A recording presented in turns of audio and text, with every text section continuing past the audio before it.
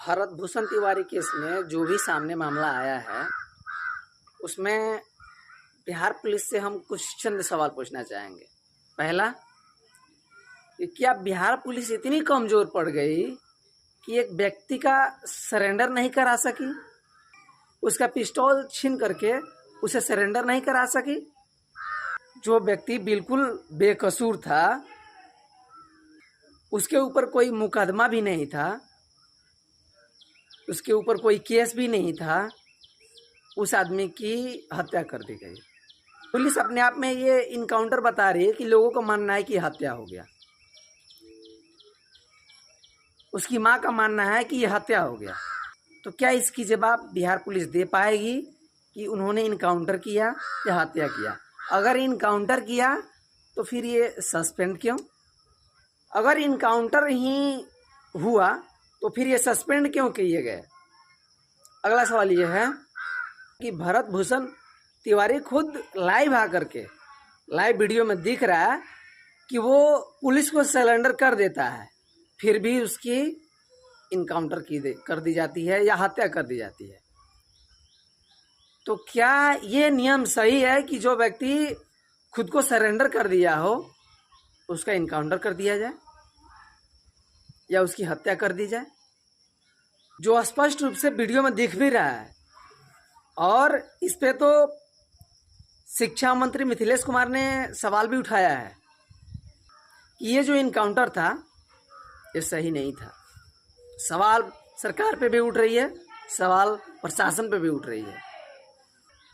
और अगला सवाल कि अगर बिहार के मुख्यमंत्री ये कहते हैं कि मैं हैरान था कि जो एक लड़का पिस्तौल दिखा रहा है और हमारी पुलिस उसे पकड़ नहीं पा रही है, पकड़ा क्यों नहीं अभी तक?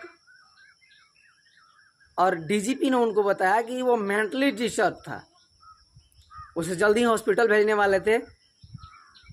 तो मेंटली डिस्टर्ब था यानी कि हो सकता है कि पागल हो गया हो।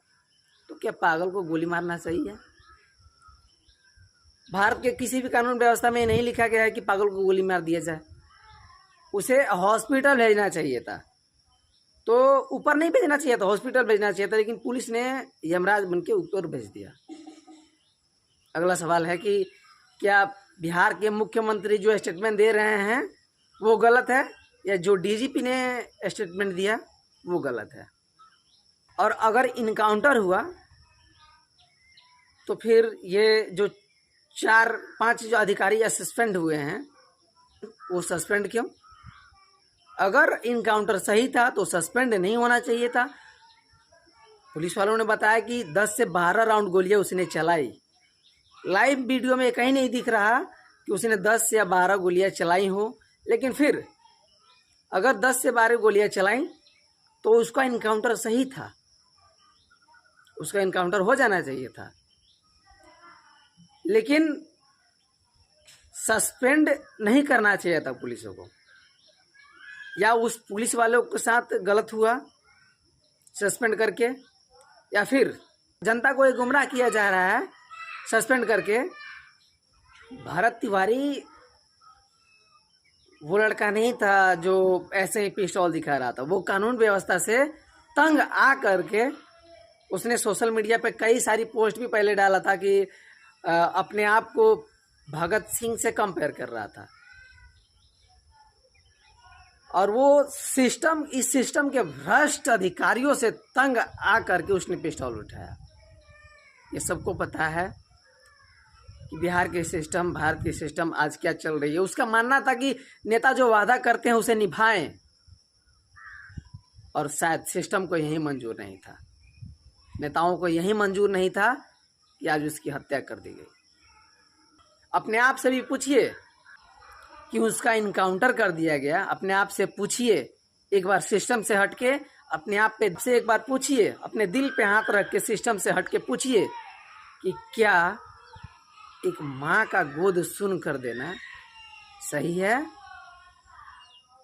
जिसमें कोई दोषी नहीं हो, जिसका कोई कसूर ही नहीं हो, जिसके ऊपर कोई केस ही नहीं हो, उस व्यक्ति का इनकाउंटर कर देना क्या सही है?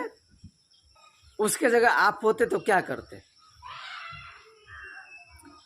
और भारत की जनता से भी पूछना चाहेंगे, बिहार की जनता से भी पूछना चाहेंगे कि ऐसे राजनेताओं को वो गद्दी पे क्यों बैठाते हैं। उस व्यक्ति को क्या इसलिए गोली मार दी गई कि वो एक देशभक्त था?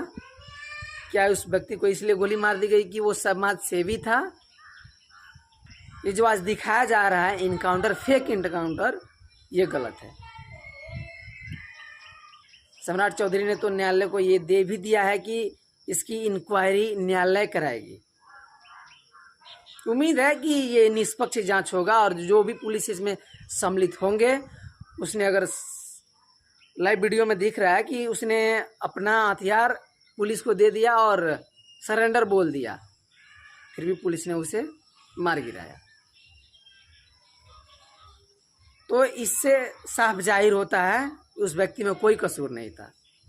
न्यायालय क्या उस पर उचित कार्रवाई करती है देखने वाला होगा, लेकिन उम्मीद है न्यायालय सही पक्ष लेगी और जो भी पुलिस प्रशासन इसमें संलग्न होंगे, गलत तरीके से इनकाउंटर किया गया, उनका भी इनकाउंटर ही होना चाहिए, उनको भी फांसी की सजा ही होनी चाहिए। ये वहाँ की जनता की मांग है।